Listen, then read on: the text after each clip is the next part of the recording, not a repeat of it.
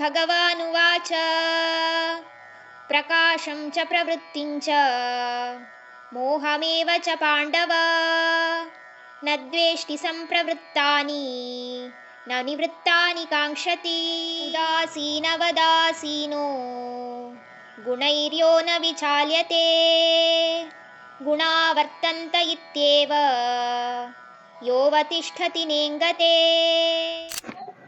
ಇದಕ್ಕೆ ಭಗವಂತ ಹೇಳೋದಕ್ಕೆ ಶುರು ಮಾಡ್ತಾರೆ. ಮಧ್ಯಮ ಪಾಂಡವ ಇಂಥ ಮನುಷ್ಯರು ಯಾವತ್ತಿಗೂ ದ್ವೇಷಿಸೋದಾಗ್ಲಿ ಅಥವಾ ಅವ್ರನ್ನವರು ಹೊಗಳ್ಕೊಳ್ಳೋದಾಗ್ಲಿ ಇಲ್ಲ ಯಾವ್ದಾದ್ರು ಬಂಧನದಲ್ಲಿ ಅಥವಾ ಮೋಹದಲ್ಲಿ ಮುಳುಗೋದಾಗ್ಲಿ ಮಾಡಲ್ಲ. ಅಕಸ್ಮಾತಾಗಿ ಅವರಲ್ಲಿ ಈ ಪ್ರವೃತ್ತಿ ಹುಟ್ಟಿದ್ರು ಆಗ ಅವರು ಅದನ್ನು ಮುಂದುವರಿಸುವಂತಹ ಅಥವಾ ಬೆಳೆಸುವಂತಹ ಆಸೆ ಅಥವಾ ಆಕಾಂಕ್ಷೆಯನ್ನು ಇಡಲ್ಲ.